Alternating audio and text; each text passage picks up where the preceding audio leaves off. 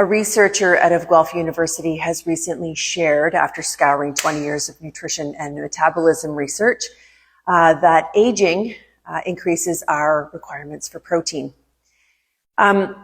Traditionally, protein requirements have been set at 0.8 grams per kilogram of body weight, which is low. The recommendation is low, and it's been set there to prevent protein deficiency. This is great, exciting research. I've always recommended more than 0.8 for a number of reasons. When we eat more protein, we have less craving for, very low nutrient foods, as well as, I'm always recommending resistance exercise, which increases our demands for protein as well, because we need protein to rebuild muscle. 1.2 to 1.6 grams of protein per kilogram are the recommendations that have come out of this webinar. And so if we want to look at that from a practical standpoint, you take your weight and you would multiply that by 1.2 and 1.6 and find your recommended range. Now, there were no age requirements age guidelines that came out of this.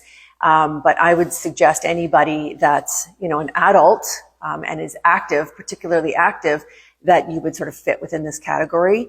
There is particular attention to older adults, and I believe that this is the reasons being that it's difficult for older adults to get these requirements for protein. There's more need for preparation, food preparation, as well as older adults, as we age, our protein digestibility decreases. So it's harder for our body to actually digest that protein. From a practical standpoint, if you were to look at this amount for yourself, you want to spread it out over the course of the day. Don't get everything all in one meal. So you want to spread your needs out.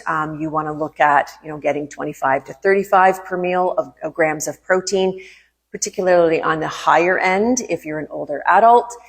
So let's say 35 grams, which is equivalent to about a 5-ounce fish, poultry, pork, beef protein source.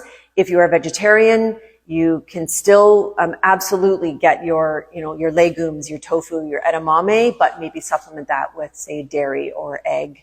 And the reasons for that is because the number one amino acid we want to be including in our diet is leucine. This stimulates protein synthesis within the body, and the number one source of leucine is our animal foods. Hope that helps.